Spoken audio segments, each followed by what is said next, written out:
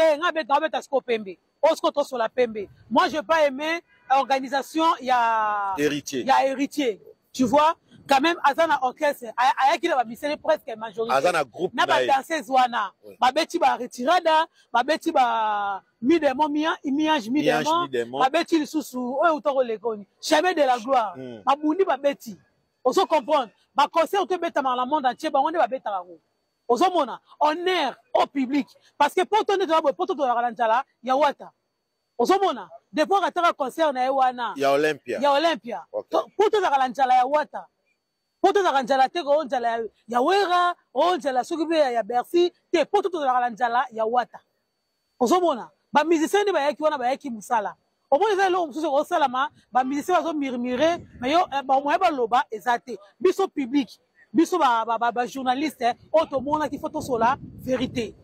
on na mona ki ngo eza bien te eza ko déshonorer ko diminuer ba musicien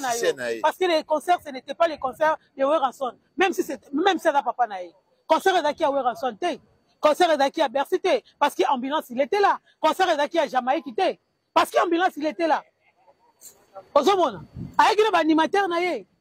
siko rôle ya Jamaïque ayo sani hein siko Jamaïque ayo sani invitation ezaki à Weranson aye papa na ndenga ela ke mwinda apesi héritier mwinda lumière OK makambutu ya maison mère etikali na yo descendance ya wenge lumière etikali maboko na donc ndenga eza bata descendance ya wenge maison mère ya wenge maison mère ya wenge nyoso tout na besobeche parce que wera tala na barate baluwa bo bisanga chama kande la sarani chama kanda po wera kombo na ye na walingia mama kanda ozo comprendre siko na ndenga bible chama kanda elaksaka loko mo boy sikoyo héritier kombo na ye kabeya na utoko solo ka babaka héritier kombo na ye kabeya siko kabeya na chiluba elaksaka nini makanda na chiluba elaksaka nini na mundoka bato bandundu elaksaka nini omoni so tozuka trois définitions na to comprendre pourquoi wera ayaki na lumière apesaki yango héritier wata est-ce que ça confirmé que o apesaki eza lumière qui apesaki na lobi na ke kasi te makanda ya bato bandundu ya bambala na makanda na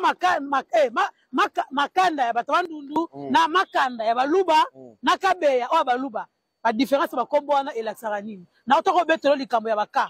pouvoir ya biso ba congolais evani na lettre K na Congo tout le monde le sait ba balandaka nga ba bato banjamba molili wana ba ebima na oloba omoni concert wana ezalaki ambulance na collègue na ye na collègue na babetaka na ezaki bango te ozomona babi yako beta base ujana siko na biso babiloko wana nyonso twana nini ezaki na nzala nango donc ezaki na nzala nango te concert ezaki bato wana te même si wera ayaki na quelque chose ayaki na moto public wera soka linga beta concert a organiser concert ya maison mère a organiser concert à maison mère alingaka ye amati ayebika limite que wera soka beta concert avec ambulance moi 3 c'est avec ambulance c'est sikota les problèmes avec ambulance c'est mais bozi concert bo kaboli yango une grande partie pour la maison mère siko batu ya la team wata pasali nini non ça ne se fait pas pour la nga eloko na monaki mabe wata salaki yango wana même na para wera ye moka monaki ke concert wana amanipulaki yango eloko ki concert ya la team wata et comment qui concert ya wenge maison mère ozomona siko na minute wana ebimisaki héritier la mukie maison mère likolo ozomona parce que amona ki wera muta ko tia poids or il fallait qu'il la team wata ebeta ebele maison mère ebeta mukie ozomona po avec une équipe mobimba c'est bon dabeti Igo Senta beti siko ba mise tout héritier qui na bango ba ko sani bayeka ba mona mikili ba mona mikili ba mela miliki ba na répétition place Fabrigas abeta concert et ouais puis abeta ki ouais Fabrigas